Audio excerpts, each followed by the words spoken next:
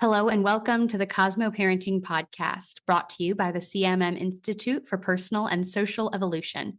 In this space, we invite you to see yourself as someone who is curious about and actively participating in creating your own meaning around parenting.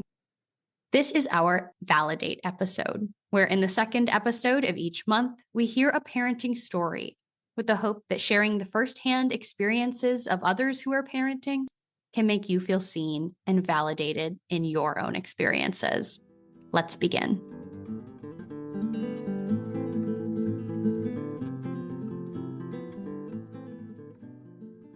Today, I am joined by Ilene and her children, Matt and Erin. Hi, everyone. Thanks for joining me. Hello. Thanks for having us. Hi, Abbie. Hi.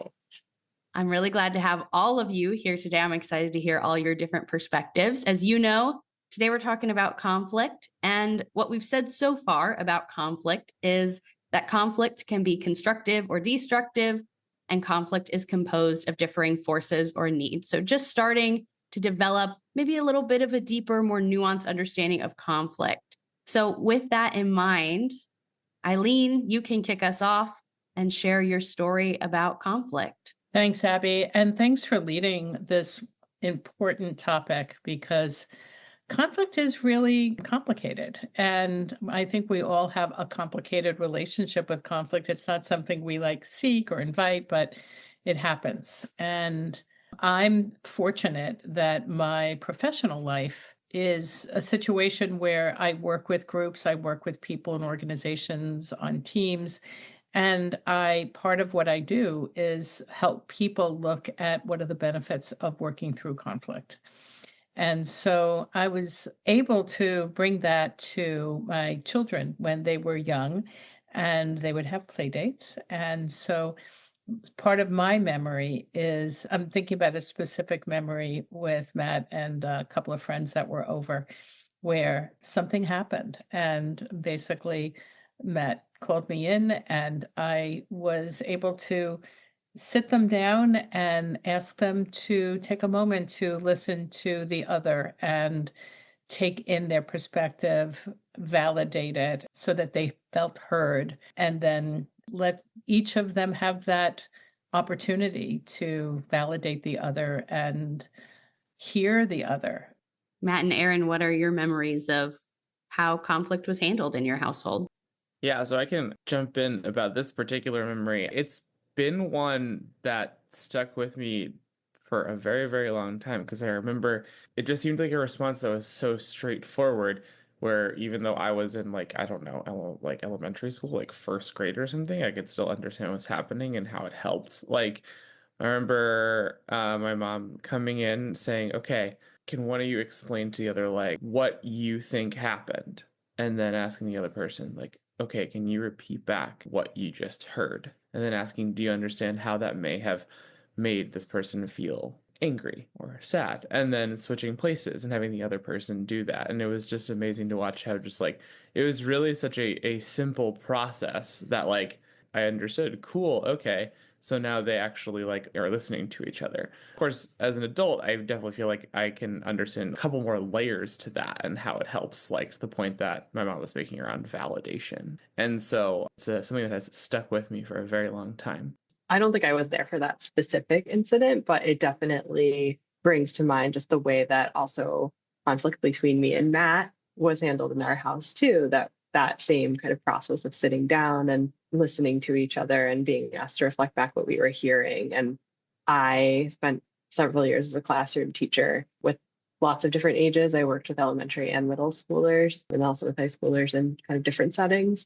And something that would often come up sometimes when you try to start that conversation and sit down, two kids that have been in conflict with each other, they will just reach for this script and just say, sorry, not with any actual meaning behind it, but just knowing this is what I'm supposed to say to get me out of this situation. And so when I would kind of employ some of those similar tools with kids and young people that I was working with, they'd sometimes get really frustrated first, right? When I would not let them just say sorry and leave, especially when that apology didn't really seem to be sincere, but instead would ask them to actually try to hear each other and reflect back what it was that had caused the harm or caused the conflict or gotten them into that situation, and try to think about how they could repair that with each other.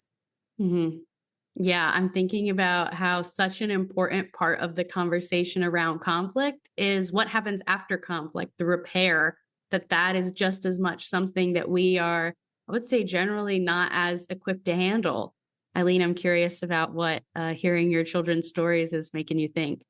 One of the things I'm thinking about is I have a bias about my children, about Matt and Erin as adults, and they do really good, important work in the world, both in their day jobs and in their community work. And Erin, I think the piece that you just said is a really important piece to lift up, which is one of the lost opportunities with conflict is when we try to end it and move on prematurely. If we don't really address the opportunity in the conflict thoroughly. And what I mean by the opportunity is to recognize what were the different assumptions we were coming into the situation with, what were the different expectations we were coming into the situation with. If we don't take that opportunity to mine that thoroughly and ask the question, is there more? Is there more? Is there more? Until you've really dug deep and addressed things, it will come up to haunt you later. As I listen to Matt and Erin, I know of a lot of examples where they have intervened in our own family, not just in their work, in ways that just show great courage around dealing with conflict. Thanks for sharing that, Ilene. Matt, Erin, any last things you want to leave people with as we're reflecting on conflict today? The amount of times where people I have been in community with have been like, how do you respond to this thing, this emotional disagreement that's come up?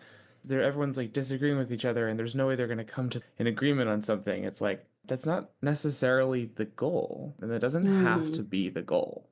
And the amount of times that I've very intentionally just been in conversation and be like, yeah, I don't necessarily see it the same way as you, but I hear what you're saying.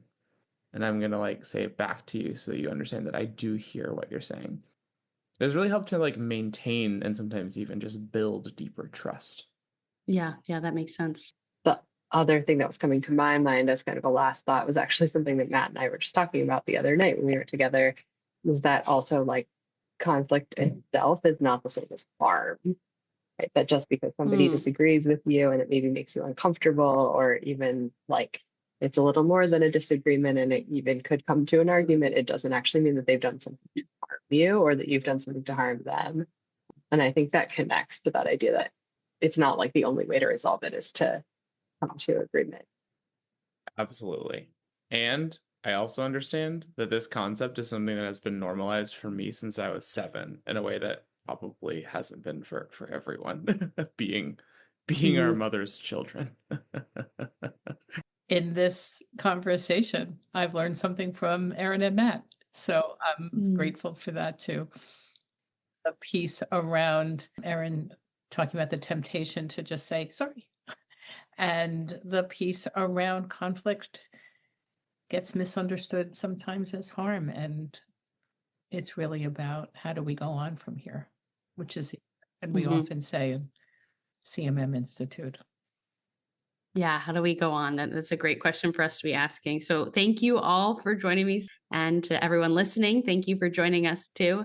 Don't forget to check out www.cosmoactivities.com for all our other resources in this series, all available for free. And please comment on this podcast episode on the CosmoParenting Substack. We're so grateful to be on this journey with you, and we will see you next week to explore some parenting best practices.